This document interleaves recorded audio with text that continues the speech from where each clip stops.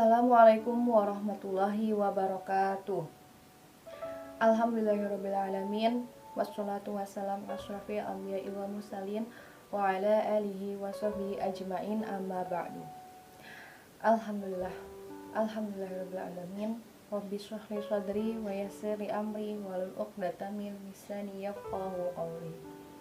Alhamdulillahirrabbilalamin. Segala puji kita panjatkan atas kehadirat Allah Subhanahu wa taala, atas berkat rahmat dan karunia-Nya sehingga kita bisa berkumpul kembali di bulan suci Ramadan ini dan menjalani puasa di hari ke-15 ini ya.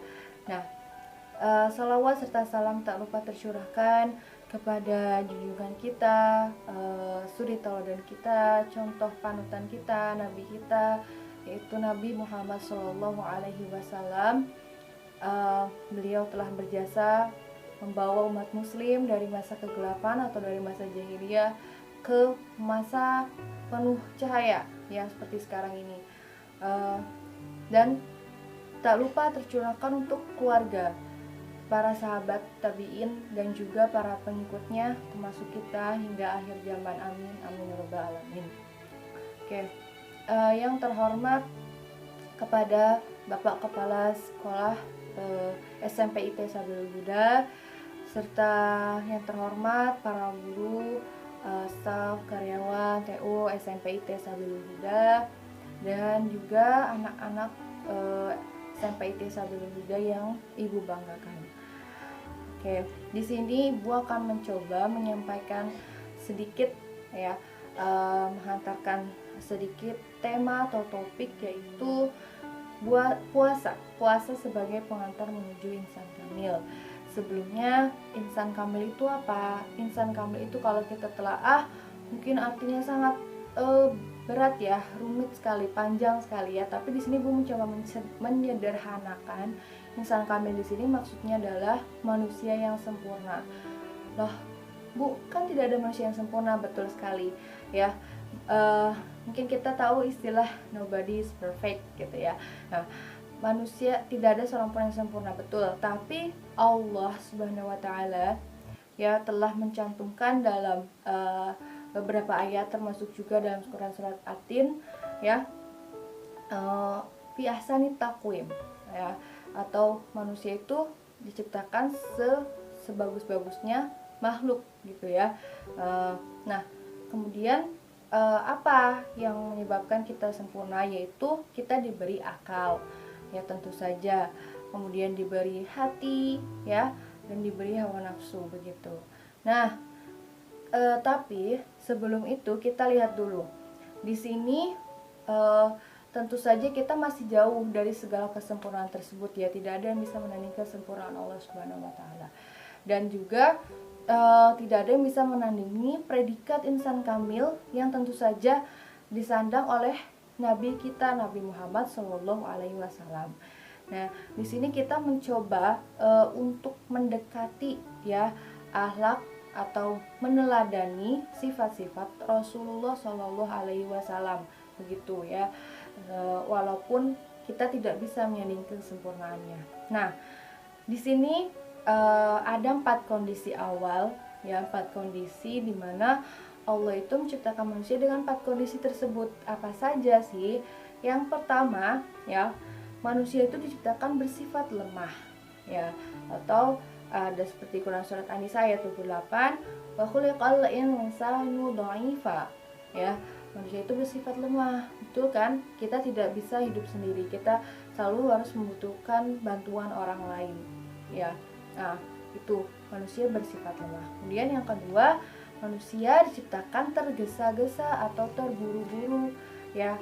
Kita sering sekali melakukan ketika misalnya nih mepet waktu atau mau berangkat sekolah terburu-buru, atau dalam aspek lain kita menyelesaikan segala sesuatu itu ingin praktis gitu ya, tidak ingin melakukan atau melewati prosesnya terlebih dahulu. Itu contoh ketika mengerjakan tugas atau PR, atau ketika saat ulangan. Nah, kita ingin langsung cepat-cepat selesai gitu ya. Nah, itu. Kemudian yang ketiga, manusia itu sungguhnya bersifat kikir atau pelit ya. banyak dari kita beberapa yang belum menyadari bahwa harta yang dititipkan oleh Allah itu adalah amanat, ya, yang mana di situ ada hak untuk orang lain, ya, seperti yang Allah sebutkan 7 golongan, diantaranya ada fakir miskin, yatim piatu, panti jompo, kemudian ada musafir dan sebagainya, itu ya. Sehingga manusia itu cenderung bersifat pelit gitu ya untuk mengeluarkan sedikit hartanya gitu. Dan yang keempat, sungguhnya manusia itu sangat zolim dan mengingkari nikmat Allah. Ya, kita seringkali tidak sadar ya, kita tidak mensyukuri nikmat Allah. Nah, itu termasuknya kita zalim terhadap diri sendiri juga, dan zalim terhadap Allah ya, karena kita kurang bersyukur atau bahkan seringkali tidak mensyukuri begitu ya, padahal nikmat yang Allah berikan itu kepada kita sangat banyak dan tidak dapat terhitung begitu. Nah, kemudian keempat sifat tersebut ya, Allah telah, tadi Ibu jelaskan juga, Allah telah cantumkan dalam ayat Al-Quran. Nah, kemudian apa sih hubungannya dengan insan kamil?